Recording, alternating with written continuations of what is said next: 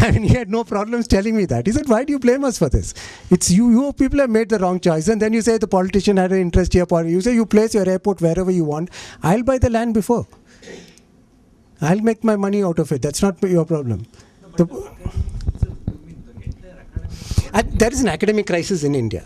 You see, I mean, it's not directly related to this, but in the 70s, there was a mass migration of your best economists out of the country. Amartya Sen, Jagdish Bhagat, the whole lot left Delhi school and from other parts of it. And since then, it's become the norm that if you're good enough, you get a job abroad. If you stay on in India, it's because you're not good enough. And that means that even if you stay on in India, I look at the people abroad, get them back. So what's the major debate today on the thing? It's between Jagdish Bhagwati and Amartya Sen, and each of them shouting that you don't understand India, when neither of them has been here for 30 years. So that's essentially an academic crisis.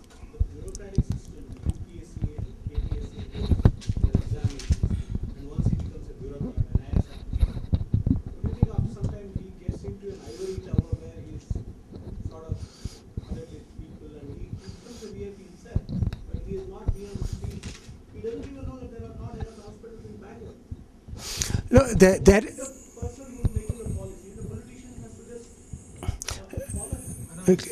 okay. This is off the record, but the possibility of arrogance destroying bureaucratic decision making is huge. It's obviously off the record, but but from personal experience, it is astonishingly high.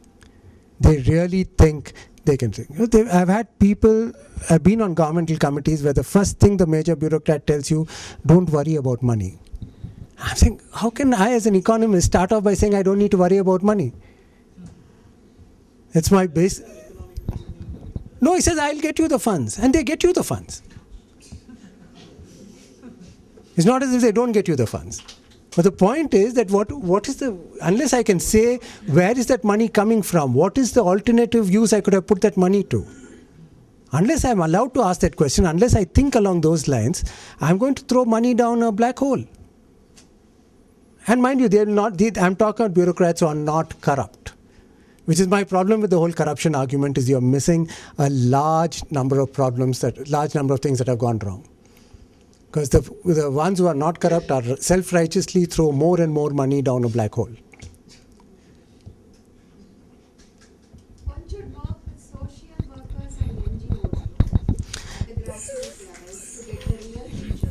Maybe, but the NGOs also are not. I'm not. See, I'm just trying to play opening it up for discussion. So please don't misunderstand what I'm saying. But they're also not immune to an academic situation that has failed. Where do they get their ideas from? They are practitioners. Their ideas have to come from a rich academic tradition. If the academic tradition fails, they are also drawing on straws from here, there, everywhere. Because their main job is practicing. And you reach a point where in many cases your practitioners, your NGOs, know more about academics than the academicians, which is a crisis point, because nobody who's actually in practice, whether it's a bureaucrat in government or an NGO in civil society, should be able to know more than the academician, because the academician is spending all their time looking at it. So in that sense, essentially an academic crisis. Where does the repair process begin? Where do we start? To be brought back, I think we need to get back to the realm of ideas. How do we think about our society? How do we think about our people? Are we willing to theorize afresh about what's happening to our people? Are we willing to, for a moment at least, abandon the traditional things that we have left, right, public, private, drop all that for the moment and let us see how do I solve the problem. If those issues come back, then I deal with it. Education institutions, the quality of the researchers, because I have done my PhD, but the quality of researchers and the way they are conducting the research of collecting the primary and the secondary data and the hypothesis analysis, bringing down the final research report is entirely coming down because it is customized. The quality of the education has been customized. Getting a PhD degree from IIT or somewhere is different from a private institution, right? Because I work in a private institution, I'm not too keen to agree. But the fact is that even as I'm a researcher too, and my institution is private. So, I would still, apart from that, I'm just stating my bias to begin with. But apart from that, the fact remains that the influence of money comes in even in government institutions. The number of times I mean, I personally believe a false report is given to the government because it suits a certain interest from a public institution, from a government-owned institution, is not small. So I'm not, you see, I'm not, there's lots that's wrong with the private sector, there's lots that's wrong with the public sector, but they're not the answers for the problems we face. The real answers are larger lack of ideas, lack of morality, lack of things that we're dealing with. And I think these are issues that we cannot keep brushing under the carpet. You know. And I think even in the way we run our cities, morality is a critical thing. And it's a widespread lack of thing. It is, when I see a red light, I cross it if I'm not caught. That's become the dominant role. That the issue is not whether it's right or wrong, it's whether I get caught or not. You know. So, but what would you, is there a prescription that would you have? The prescription is long drawn out, but as far, I think it's a very old-fashioned prescription. I think each of us need to get back to doing our jobs in a way that's morally right. As an academic, I need to get back to doing research in a way that's honest and provides whatever inputs are there. The inputs might still be thrown out. But if I don't provide the inputs, I cannot complain that if I did, it will be thrown out. You know. One has to come up with the work that will deal with it, which is still not there. And such outputs are very low, is what you're saying. The basic thinking is not there. Our entire academics and social sciences become derived, and I believe even in the physical sciences, my scientist friends tell me it's not fundamentally different. If something is found in a lab there, I change one component here. If something is done for wheat there, I do it for rice here, and I get a paper and I'm satisfied. I'm not looking at fresh questions. The way we did in the 60s in the Green Revolution. Said, all right, if I'm going to break the dependence on PL 480, I need a new seed. What do? I take the stocks from Thailand and that area, I manage it here, see if it works here, it works, and I get a green revolution. I don't just keep playing around with what another publication. Anyway, this is just the last bit, if we can. Anyway, this. You have enough time. Okay. See, basically, this is once again what has happened really in urban policy is that we are moved from we need to move from we moved completely into a greenfield approach, and we move from a greenfield to a diagnostic approach. Right, we need to get sensitive to what's happening around us. Whereas what has happened is that we have a process of urbanization that has taken root. We need to understand it. We cannot assume that it will be common across all urban centers. There will be urban centers that are growing, urban centers that are declining, urban centers that are playing very different roles. Right? If we can convert Mandya or any of your urban areas into proper education townships, for instance, fine. We are one of the few countries that are so caught up in influencing government as the main source of investment or main source of change that all our major academic institutions and hence academics are in Delhi, much more than it was in the 50s. Prior to independence or soon after independence, you had the Bombay School in Economics that was extremely influential, and you had other schools at various other points of time. You had points of time including sociology, etc. Today it's all Delhi. Right? Once it's all Delhi, you're dealing directly with government, you're measuring your success in terms of how much money you get from the government. So when the government tells you money is not a criteria, you're supposed to feel very happy, right? Irrespective of what you're saying. So when you look at governmental reports, it's all a matter of spending money on this, spending money on that. There is no attempt to say where exactly is this money going to come from? Or where is the thing? So what you're seeing here is a process of urbanization that has already taken root, right? And when I take a greenfield approach, I'm fighting against that process, right? I'm saying, all right, I'm going to decide from Delhi or Bangalore what is the best place. The main areas of urbanization in Karnataka are Dakshin Kannada and Udupi, and they get left out of the JNNURM process completely. They are left out of the urban center, major urban centers, they're left out from the minor towns. Right? So you're leaving out what is happening, you're trying to fight the process that's already there. You're putting in more and more money in areas where the process doesn't exist. If I put in more and more money into Madikeri when Madikeri is not interested, I'm going to waste my money. Right? That sensitivity to the processes that are there on the ground is not there. A third crisis with the process is also on the nature of the terrain. The terrain is one thing that Western cities don't have to bother with. They have seen it over 100 years ago. It's stable. New York covers a certain area. The terrain of New York is clear. The adjustments have been made 100 years ago. Right? When you're talking about Bangalore, suddenly you have issues of terrain becoming serious. It's happening in Delhi. In no other major city in the world will its most important new terminal, Terminal 3 in Delhi Airport, be flooded. That only means that they've just not taken the terrain into account. They're pretending as if that is a flat thing which they can do anywhere where they like. Right? There's no sensitivity to local processes or what's happening on the ground. Right? There's no sensitivity to migration patterns. Where are the people coming from?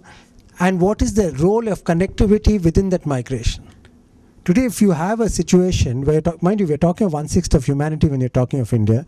We're talking of a very large area. You're talking of a northeast community migrating to Bangalore, migrating out in a matter of 72 hours, and then migrating back in after a while. What is your understanding of that process? How do you manage it? And look at that, at the extent of fear that goes into it.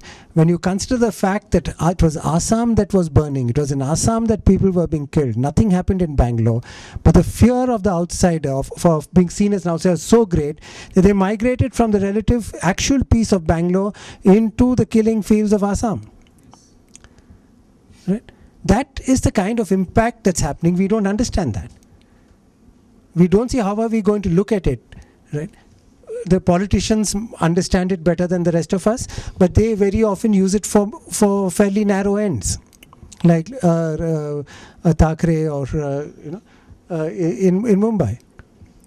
Right? So what if you look at it? In fact, we looked at 2010-11 census.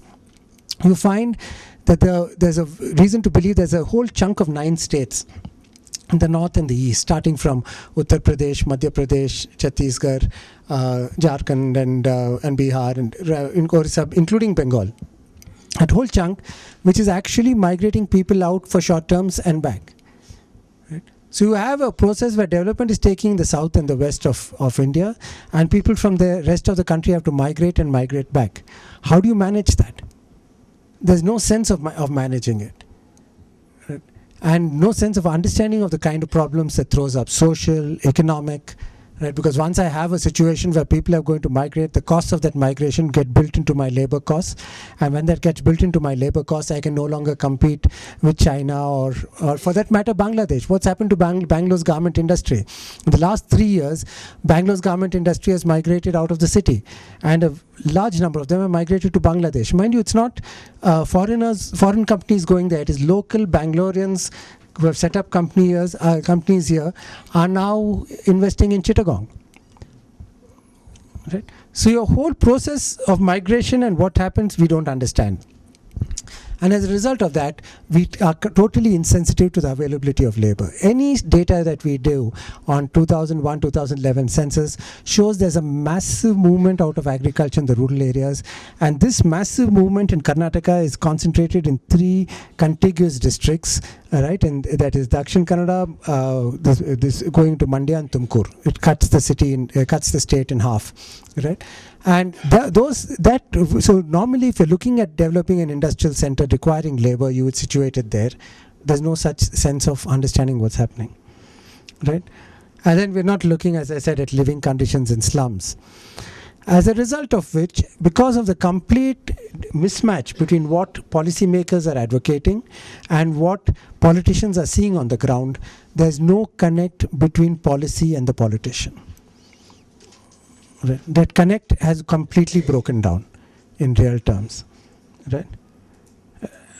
Okay. So I generally, as a politician or as a bureau, I just say, if this is what the centers we need to give money for, this is what people here want for various reasons, both honest and dishonest, I will just find a project that meets that and gets the funds. Right? So you need to move into a much more sensitive place where we look at the various ways in which we understand processes, and from those processes we look at actually functioning and developing that. So I think I've taken more time than I should have, so thanks for bearing with me. Sir, use your prognosis for what's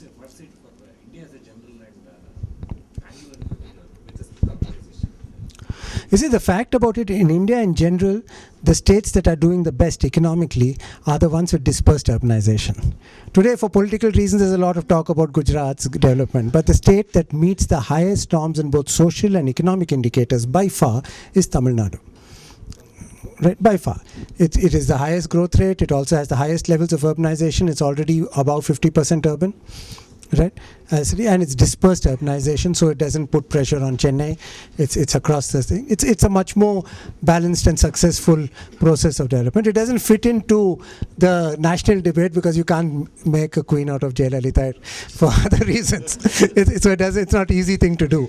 So you end up it doesn't count. But if you're looking at it, those are the states that are actually doing very well. Maharashtra to a lesser extent, but nevertheless. And if you see in these cities, you just looked at the costs of living in these cities, Tamil Nadu cities are much lower than Karnataka cities. Not just Bangalore, I'm talking of smaller cities as well. Right. So you have if you can move to a process of dispersed urbanization, you must remember that we are dealing with one of the most important challenges mankind has faced. Whenever a large country has moved from agriculture to non-agriculture, industry or services, it has had huge social consequences. Whether it is the case of the Industrial Revolution in Europe, whether it's the case of the wiping out of the American Indian in the United States, whether it's the case of collectivization in Russia, whether it's the case of the famine in China, whatever the thing. India is one of the only country that's trying to do it in a democracy, ever. Right? And you're talking about moving 400 million people from agriculture into non-agriculture. Right? That is a phenomenal task. And if you look at it that way, we're not doing that badly.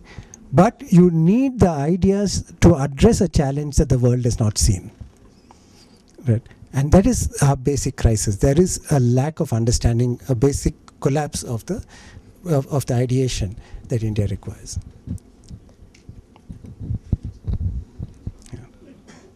In your view, what should be the priority of the urban local bodies to start with?